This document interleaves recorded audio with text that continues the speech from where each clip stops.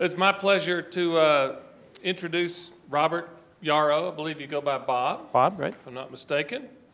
Who's co-chair of America 2050, a national initiative to meet the infrastructure, economic development, and environmental challenges presented by an expected domestic population growth of approximately 130 million people by that year. Bob is also president of the Regional Plan Association, America's oldest independent metropolitan policy, research, and advocacy group. Based in New York City, RPA promotes plans, policies, investments needed to improve the quality of life and competitiveness of the New York metropolitan region. He's co-chair of the Empire State Transportation Alliance, an independent group of New York civic, business, transportation, environmental leaders, and Friends of the Moynihan Station, a coalition of leading civic organizations, business groups, and elected officials advocating the construction of a new train station on the site of New York's existing Penn Station and post office building. To see the old Penn Station, you got to go over the Meadowlands and see chunks of it laying in the ground, unfortunately. He is a member of the steering committees of the Civic Alliance to Rebuild Downtown New York, a broad-based coalition of civic groups formed to guide redevelopment in Lower Manhattan in the aftermath of the September 11th attacks. In 2006, he was appointed to New York City Mayor Michael Bloomberg's, or appointed to his Sustainability Advisory Board, and helped prepare the Plan YC, or PLA-NYC 2030, New York's long-range sustainability plan. Since 2001, Bob has been professor of practice in city and regional planning at the University of Pennsylvania. He's also taught at Harvard, University of Massachusetts, where he served as director of University Centers for Rural Massachusetts and initiated Growing Smart in Massachusetts, the nation's first smart growth initiative. He's here by virtue of not taking advantage of the opportunity to be at the White House tomorrow. So I think we all owe him a special round of applause for that at some point. We can go ahead and do that right now.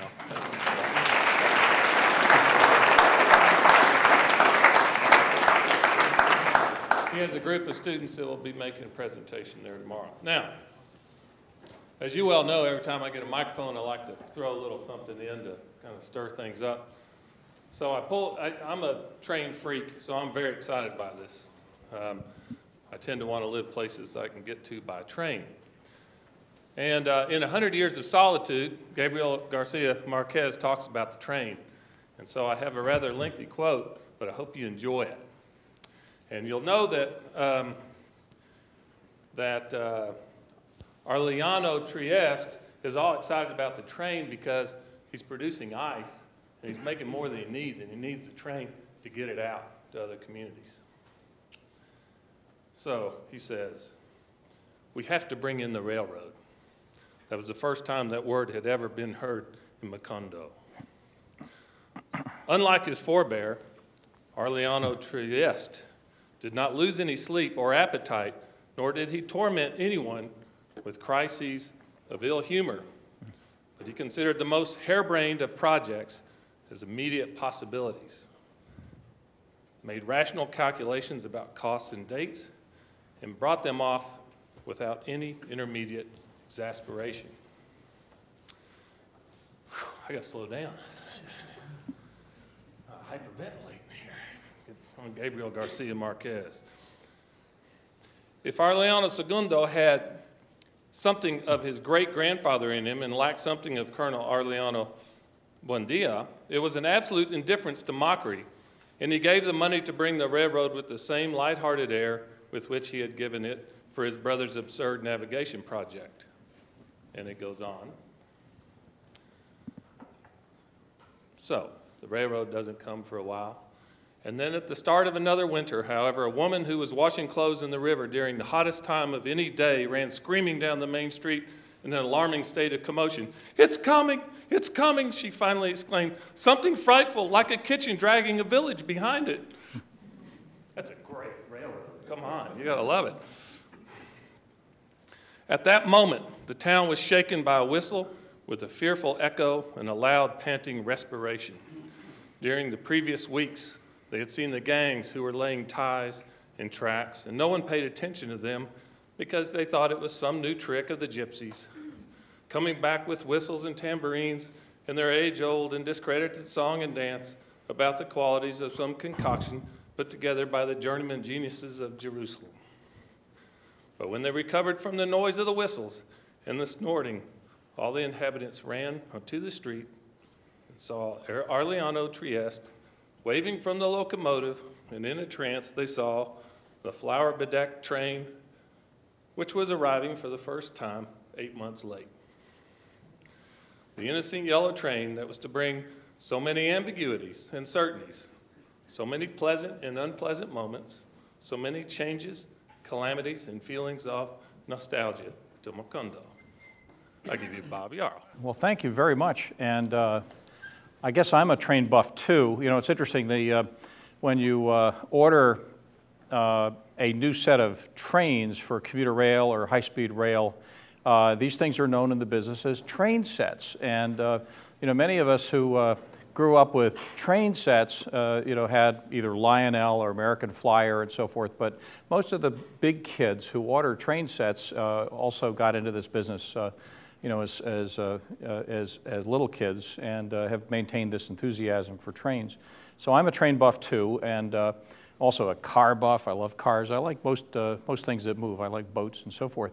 Well, I'm delighted to be here. I've just spent, as my first visit to this Manhattan. I was born in the other Manhattan, and I work in the other Manhattan. And I'm really, I was fascinated to come here because when Jason extended the invitation, I'd never been invited to come to this Manhattan before. I mentioned to a number of your faculty that during the Second World War, my dad was stationed at Fort Riley. And it was right after my folks were married, and they lived in Manhattan, and they described this lovely town. I think it was a much smaller town, and you know, then Kansas Aggie was a much smaller place in those days. But they, you know, always described it as being this lovely kind of Midwestern, very, very friendly, very, very community-oriented place. And so it's really been a pleasure to come here and visit with you on this short trip out here. And I'm just really impressed. I like school. I like these schools. I love schools like this. I spent, it wasn't in the bio that you heard, but I spent a number of years. My first real teaching gig was at University of Massachusetts in Amherst, formerly Mass Aggie, also founded in 1863, also a land-grant university, and also in a town. We lived in Northampton, which is right next to Amherst, and it should be familiar, a city of about 35,000 people, and it's surrounded by beautiful farmland and beautiful hills and lovely New England countryside. And I've always thought that these places, you have to get more than a block away from, you know, what I describe as the center of town, which in most college towns, university towns, is I describe as being floating on a slick of stale beer. You have to get a couple more blocks away to see the real character and integrity. That wasn't very nice, was it? But you know, but these are lovely places to live in, and it's been fun to visit. Well, today I'm going to talk about the work that we've been doing in thinking about the future of the country and how this extraordinary challenge that we face of finding places for 130 million additional Americans in 40 years, where those people can live and work and be productive, and how we can use the next couple of generations of growth, which is basically the challenge of your professional careers, is finding finding the right places, not just any place, but the right place for the next generation of Americans and the one after that, so that we can sustain the place that this country has in the world and sustain our standard of living and so forth. And I'll be talking about the work that we've been doing now for several years, both at Regional Plan Association and America 2050, and then through my teaching and research at the University of Pennsylvania on this kind of fast-forward look at where the country is heading and how we can shape the next couple of generations of growth in this country. And I would urge you to, if you're interested in this, there are two websites, one for Regional Plan, which is www.rpa.org, and then the one for America 2050, which is intuitive, www.america2050.org. If you're interested in going into some of the details, there's a lot of additional research and information, and all of the research papers that I'll be talking about are there, and you can download them if you want to. We encourage people to do that and borrow whatever you'd like, ignore whatever you'd like, and so forth. This talk, in fact, is going to be based on a report that we issued just 2 weeks ago called High-Speed Rail in America. And it's a look at where high-speed rail makes the most sense and how it can shape much, not all, but much of the growth of the country over the next 4 decades by 2050. And I will get the clicker out and get to work. Let's see if we can do this. A little bit about, this is a commercial message about regional plan. We're a civic group. We're a non-governmental organization that was founded in 1922 as an ad hoc committee. This is back in the heyday of the progressive era. And the idea was that a group of concerned citizens and business and civic leaders could get together as an ad hoc group and convene a process to create a long-range vision, a regional plan for the New York metropolitan region. And it was the first time in the world that it had ever been done. They took several years to do it. And the plan was, you can see, was completed in 1929. We've done 2 other plans since then, 68, and then I came to RPA in 1990, you know, from UMass to lead the 3rd regional plan and the research behind it. Over the years, even though we're an ad hoc group, we have no official capacity to do planning for the New York metropolitan area. We've had, I think, an exceptional influence on the growth and development of the region. If you haven't been there, the other Manhattan is a bigger place. There are it's parts of 3 states, 31 counties, 23 million people, and which is the size of Canada or Australia, and a $1.2 trillion economy. I think if we were an independent country, we'd be the 8th largest, in terms of the economy, 8th largest in the world. And it's a very large, complex place. And there is no government unit that covers planning for the whole metropolitan area, which is why, you know, we do what we do. And everything we do is based on, you know, most of our staff, we have a staff of about 30 full-time planners and engineers and architects and urban designers and so forth, and then another 30 volunteers and others who, you know, work with us, scholars and so forth. And so we do, it's a kind of old-fashioned model. We develop these long-range plans every generation or so. We're actually beginning to work on a 4th regional plan, or on the foundations for a 4th regional plan. And then we spend the next, you know, couple of decades being advocates for it and staying with it, which is probably one of the reasons why it's been as successful as it's been. And in my experience, mayors and governors come and go, and the politicians have a hard time. Their idea of long-range planning is typically thinking about the next election, and the business leaders have a hard time thinking about life after the next business cycle. So we actually take this longer-term outlook, and we stay with it. We're very patient and persistent. We started America 2050. This is about the 2nd time that we've done this. The last time that we started a national initiative actually was during the Great Depression. And at the time, it's an interesting story. Our chairman conveniently was a guy named Fred Delano, whose nephew was Franklin Delano Roosevelt, and Governor Roosevelt had used RPA's first regional plan, which was a blueprint for, you know, what today would be a $500 billion worth of bridges and tunnels and highways and aqueducts and so forth for the New York region, used it as a template for what later became the WPA and the PWA and all of these New Deal public works programs to put New Yorkers back to work during the Depression. Went to the White House, and he asked Fred Delano and a number of RPA staffers to come to Washington and work out of an executive office. Had several different names, but it was called, but mostly the National Resources Planning Board, and they developed a national plan, which was designed to shape the New Deal public works investments. And a lot of stuff that we don't even think about, you know, came out of the work that they did. You know, probably the biggest one was a concept for a national limited access highway system that we now call the Interstate Highway System, and the big public works projects that shaped the development of vast areas of the country, the TVA and the Bonneville Power Administration, the Colorado River Project, and so forth, all came out of this small planning group that shaped a national, you know, a vision for public works and for long-range economic development during the Great Depression. So we got started at this in 2004 when we Actually, it came out of a Penn studio, and I shouldn't be telling your dean about this, but Gary Hack, who your chair knows well, was my dean at the time, and I told Gary, I said, look, I'm going to do a studio called a Plan for America studio, and Gary said, have you lost your mind? I mean, studios, you're supposed to do neighborhoods in Philadelphia, not national plans. So I said, well, just, we're going to skim over the top of a lot of ideas, but just look at what happens, if you go fast forward with population and employment forecasts. And we were playing with GIS back in the the early medieval period of GIS, and so we said let's arrange some census data and population forecasts as spatially, and look at what land use change would occur. And when we laid that out, we came up with this map, which essentially looked at how across the country metropolitan regions were growing together. And then we started to look at economic relationships and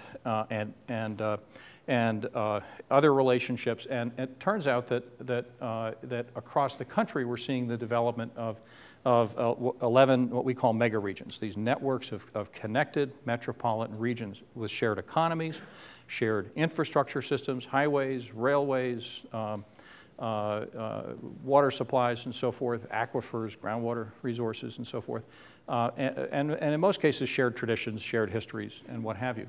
It's really a new urban form. It's not a brand new idea because Jean Gottman was kicking this around in the 1960s, but it's an updated version of Gottman's thinking about not just the Northeast, but megaregions across the country. This working or uh-oh? All right, okay. And so it's driving the work at America 2050, really four things. One is this population growth. Where do you put 130 million people? The second issue is the fact that in the mega regions, in most metro regions, we've used up the capacity of the big 20th century infrastructure systems, the interstates, the rail freight systems, the transit systems, and so forth, airports and seaports.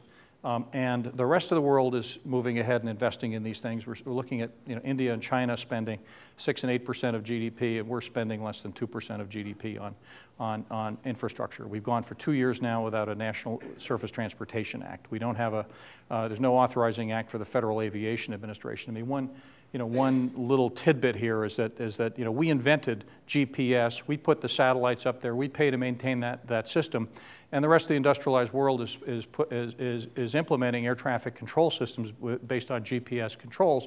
And you get more capacity, safer, flying for commercial aviation and so forth. It's how you get a lot of growth out of the system with a very modest investment, and the only industrialized country is not moving ahead with this is the United States, because the Congress won't invest the $20 billion needed to put the system in place to get a GPS controlled air traffic control system. So that kind of thing. You look at seaports, airports, passenger rail, highways, you name it, we've run out of capacity. Climate change, and I know a lot of people think this is a big hoax and so forth, but we think we're taking it seriously, and I think the rest of the world is taking it seriously. The national policy at the moment seems to be let the Europeans take care of it. I'm not sure that's going to work. And then finally, growing disparities between regions of the country and within metropolitan areas. And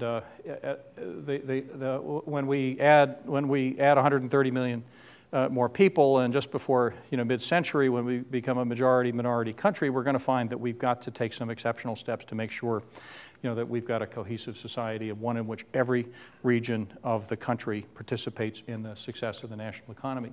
So these are the emerging mega regions, and these places encompass almost 80% of the population of the country, more than 80% of the economy, probably 90% of the innovation and business startups and so forth. And one of the big issues, and I've been talking about today, is what happens in Kansas and what happens in the heartland. And we've been talking to folks in Kansas City and Omaha and Denver about the idea of a 12th mega region, which would be a heartland mega region with a different kind of economy than the others and a different set of issues, anchored by the big metros at the edge. From Kansas City and Omaha and Minneapolis and Denver and Oklahoma City and Tulsa and so forth, but with its own, vibrant economy and stable and ultimately expanding population and so forth, and its own share of the success of the rest of the country. It's something that we need to work on. It'd be a great thing to partner with the faculty here and students here to flesh out this concept. But the focus up until now has been on the 11 urban megaregions, the ones that are going to see most of this growth. Now these places are just by way of reference. The rest of the world is moving ahead with strategies at the megaregion scale for infrastructure and economic development and environmental protection and climate and so forth. The Europeans have been at this now for almost 20 years. In the early 90s, they came out with a European scale. They called it the European Spatial Development Perspective, but a continental scale, regional plan, basically for economic development and mobility.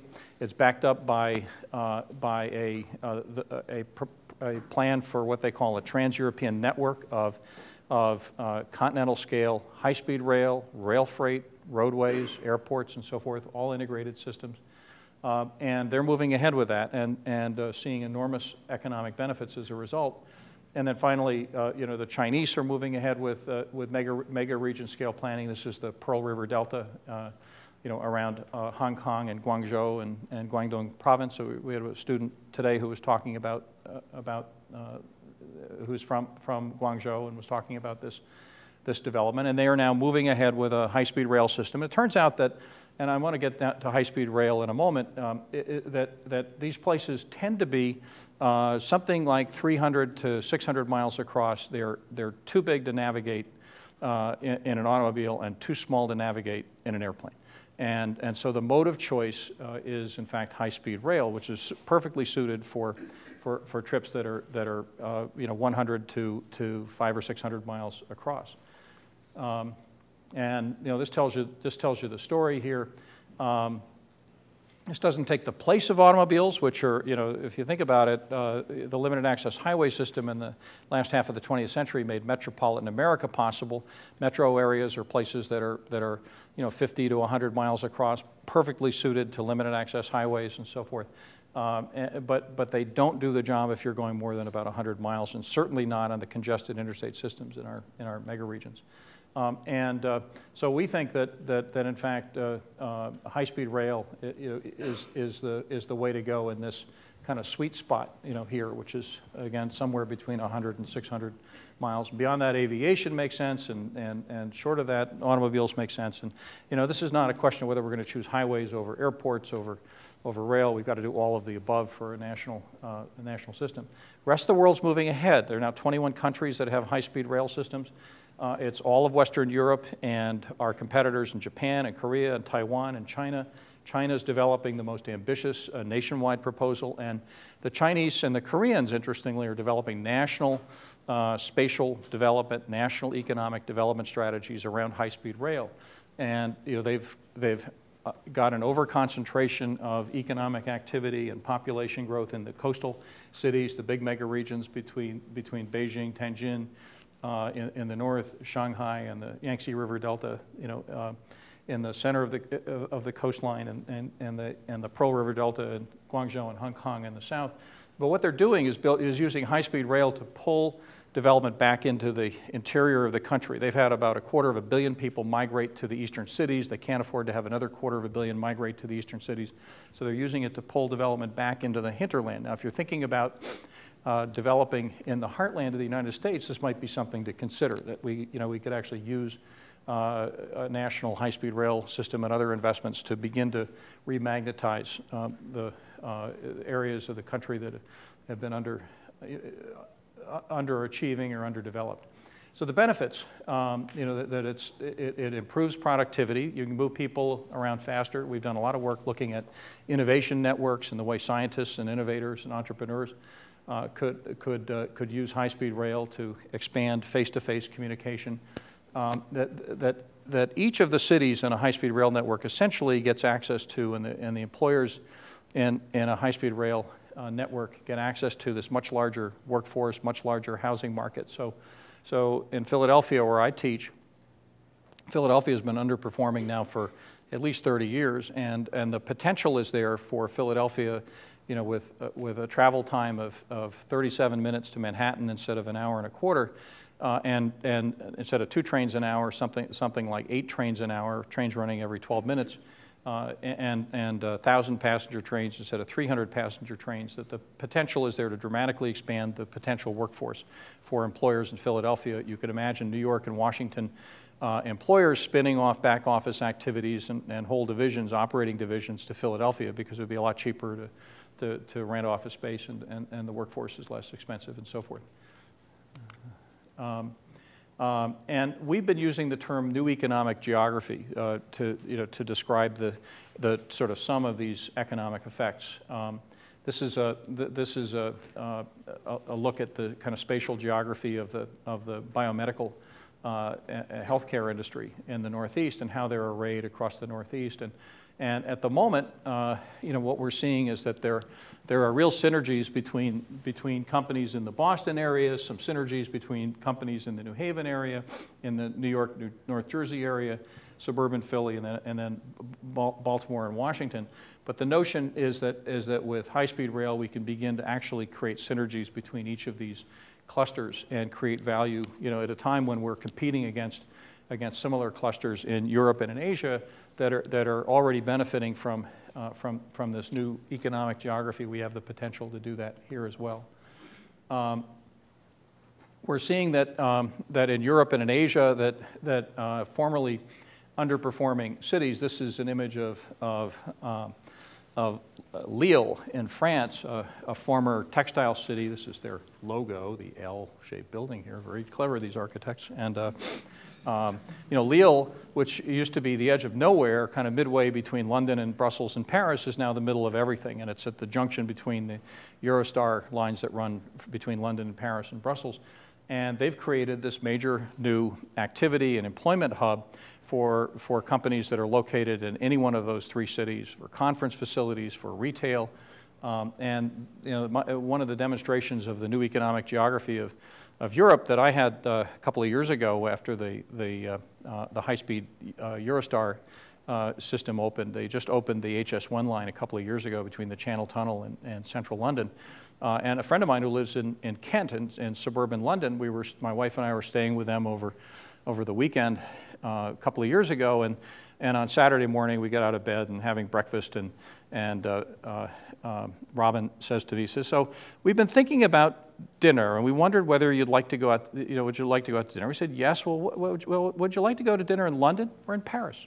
And we said, "Well, that's a pretty interesting choice. We've never had that choice before." And and we had dinner in Paris, and then we came home the same night, and again, it was about a little over an hour from Ashford in Kent to Paris, and a very pleasant trip, and a lovely dinner out, and a lovely trip back, and in bed the same night in Sissinghurst in Kent. Not a bad deal, and that's probably not the best economic argument to be made, but more interesting one is that there are now 250,000 young entrepreneurial Frenchmen and Frenchwomen living in southeastern England, and many of them running companies that serve French markets, and they're in London because they like it in London, and they're able to service customers and markets in France. So thinking about this transformation, I believe that the high-speed rail system, and it's not just high-speed rail by itself, it's the network of regional and metropolitan rail and transit systems that you build around this, so that every one of the urban centers that's connected by this has, for small cities, it's bus rapid transit; for larger cities, it's light rail; for big metropolitan centers like Boston and New York, it's rapid transit and commuter rail, all organized and integrated around high-speed rail stations. And the high-speed rail stations themselves, I'm trying this out on people, my Penn studio, we're calling these station area regeneration zones, or STAR zones, as opposed to TOD, which is, TODs, STARs. So the notion is that whole districts around these high-speed rail stations can be a focal point for regeneration of urban centers. And again, if you think of the transformation that the interstates produced in the economy of America, made the Sun Belt possible, formerly underdeveloped areas like the southeast around Atlanta, or the southwest around Phoenix, the northwest around Portland and Seattle. The incredible burst of energy that's happened and economic activity, a lot of it made possible by the interstate highway system, parenthetically came out of this national plan that was developed by Fred Delano and his colleagues at the National Resources Planning Board. And one paper in particular, I would, if you're interested in this tradition of national planning, and there have been several national plans. One of them, essentially the cluster of activities that Abraham Lincoln proposed during the Civil War, including the Morrill Act, which created this lovely institution and land-grant universities across the country, and the Homestead Act and the Transcontinental Railroad, and the other continental scale infrastructure systems that powered the growth of the U.S. economy in the 19th and early 20th centuries. All of those came out of national plans, and there's a wonderful paper by Bob Fishman on the tradition of national planning on the America 2050 website that I encourage you to go to. And I mentioned this earlier to a class that he begins his essay by saying that most Americans think of national planning as an act of bureaucratic hubris, best left to the French. He goes on to say, au contraire. And it turns out that these crazy people like George Washington and Thomas Jefferson and Abraham Lincoln and Teddy Roosevelt and Dwight Eisenhower and Franklin Roosevelt all were behind national infrastructure and investment strategies. So this is the finest tradition, bipartisan tradition in American history, and we need to do it again. We got a real problem at the moment because the Congress has decided that we don't need to make these investments in the future, and we have to turn that around. Some cautions. One is that this is. I said this to a group earlier today, that anytime somebody tells you just do this one thing, hang on to your wallet, and stop paying attention, because it never works. And so high-speed rail is just one of the things that we need to invest in.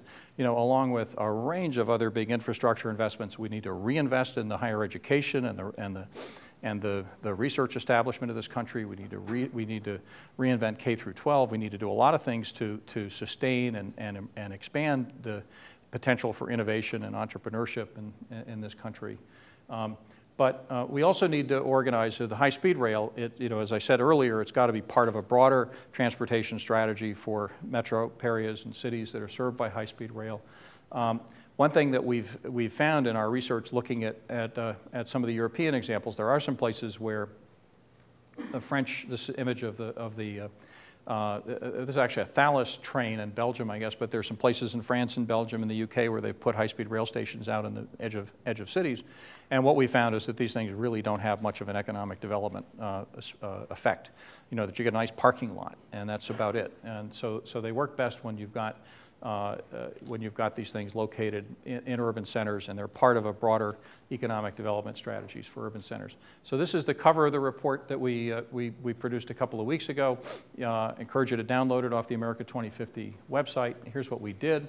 Actually, a year and a half ago, we did a study called "Where High-Speed Rail Works Best," where we looked at all of the possible combinations of cities across the country, and you get this. It looks like one of those balls of rubber bands when you're all done. So, and then we rated them according to what we thought the potential ridership and economic benefits would be, and then came up with this proposal for priorities in the national high-speed rail system. And we ended up doing pretty well working with the Federal Railroad Administration. This came out before they came out with their own plan, and we said Northeast, the Chicago hub, the network of rail lines around Chicago, and California were probably the preeminent places to invest. And then a second tier in the Sun Corridor in Phoenix and Las Vegas, and the Texas Triangle, and the DC to Atlanta, Piedmont Atlantic mega region, and then in Florida. And the places, they invested in all the red places and in Florida. Those four is where most of the federal investments have gone so far, so not bad. It did pretty well. There's a modest challenge that the new governor of Wisconsin pulled the plug on the route that goes from Chicago to Milwaukee and then on to Minneapolis, but they'll be back. In our new analysis, we've done a much more fine-grained analysis of where we think the ridership is going to be greatest and where the economic benefits are going to be greatest. And this is the map that came out of this scoring system. And one of the interesting things, and I'll come back to this, is the high-speed rail, rail lines from Kansas City to Wichita and across Kansas. And there's real potential, we think, from Kansas City up to Chicago. It's not in the first rung, but it's in the second or third rung of investments. So these were the factors that we looked at, and we weighted them. We thought to improve the quality of the analysis. And if you ask me a question about this equation and how it works, I have no idea. I have a research staff that cooked this up, but we can get back to you. And they spent a lot of time working on this. And we came up with these scores anyway. But it's basically designed around the notion that dense urban centers, and especially dense urban centers that are parts of these networks of metros in megaregions with established relationships and travel between them, are the places where high-speed rail is going to do best. So it turns out that even though Philadelphia and Houston are roughly the same size, and you look at 25 miles out in terms of population, Philly's got 4.6 and Houston's got 4.5 million people, that it turns out that because Philadelphia is an older, denser city with a very dense transit network, regional rail and a rapid transit network, that in fact we think that Philly, for a lot of reasons, and then the connection, New York's 90 miles away and would be 37 minutes away with high-speed rail and so forth, as opposed to Houston, where you have virtually no transit and it's very, very spread out. There are very few jobs and very little and very little employment, very little population at the core of the region or in the 10-mile ring. And here's employment. You can see that again, they're roughly the same numbers of jobs in the two metro areas, but Philadelphia's tend to be more highly concentrated in the core of the region, which means that people are more likely to use, a transit system like high-speed rail. There you go. And then looking at doing the same kind of analysis of Chicago and the network around Chicago, you can see here to Kansas City. And here the notion is that you've got a very strong center city in Chicago, and then we've got some smaller centers, compared to the big places like Philly and Houston. We've got places like Kansas City and St. Louis and Minneapolis and so forth around the Chicago hub. And this is looking at traffic congestion, which is one of the part of the equation here. So you've got a moderate amount of traffic congestion both in Chicago and in St. Louis and Kansas City and the other urban centers. Employment, again, it turns out that cities that have high concentrations of employment in the service sector and knowledge industries and government and finance and so forth, they're more likely to. Those are industries where folks are more likely to use high-speed rail, or again, arts, entertainment, tourism, and so forth, as opposed to manufacturing. So looking at the Northeast, and this came out the highest, it turns out that the Northeast, for a variety of reasons, comes in at the top of the heap. So New York City to Washington, and the scale is from 13 to 21, I think. So you see New York City to Washington, Boston to New York, and so forth. Same thing in California, and we looked both at pros and cons. And one of the challenges in California is that California's got a real problem creating right-of-way in its dense urban centers, and they're having an enormous food fight. And if you're following it in the peninsula between San Jose and San Francisco, in this stretch of the corridor. Same thing down in the Los Angeles area, between Los Angeles and San Diego and Anaheim, where again the word NIMBY was invented in California, I think, and they're very good at it, and they can stop anything, and it looks like they might slow things down. And and again in Southern California, you can see there's some really strong pros here. With the population and the growth, it's growing quickly. There's a very strong regional air market between San Diego and Los Angeles and other urban centers in California. There are strong CBDs. They've got strong service industries, and so forth. You see that transit access is an issue. There's very little transit in Los Angeles compared to Chicago or Philadelphia or New York. And again, this problem of NIMBY opposition and the absence of a good right-of-way. You know, we've done the same kind of analysis for each one of these corridors. And if you look at download the report, you can see the scores.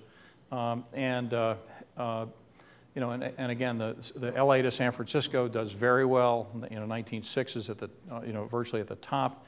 And even the Los Angeles to Vegas, you know, corridor does well. And again, high concentrations of tourism activities and so forth. The distances are right. The right-of-way is easy to do. There's not a lot of NIMBY stuff out in the desert. Then the same thing in Florida. This is the first phase of the Florida system that's now, you know, mostly funded, waiting for Governor Scott to basically drop the other shoe. He doesn't want to see the state put a nickel into investing in Florida's future. Understandable. Why would you want to invest in your future? But this is the first phase here, and the rest of it, you know. And one of the problems with this, I think it's an 87-mile corridor between Tampa and Orlando.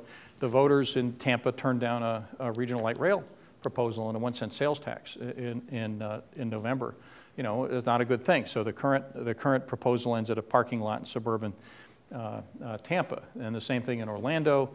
It doesn't get you into the center of Orlando. They don't have a transit system, so it doesn't. You see, the scores are, you know, it's substantially lower than the scores that I've been showing you for the Midwest and for the Northeast and for California. But it's still a good program, and particularly when it's extended from Orlando and then down to Palm Beach and Fort Lauderdale and Miami, this thing makes a lot of sense. This is a very congested, very densely populated corridor.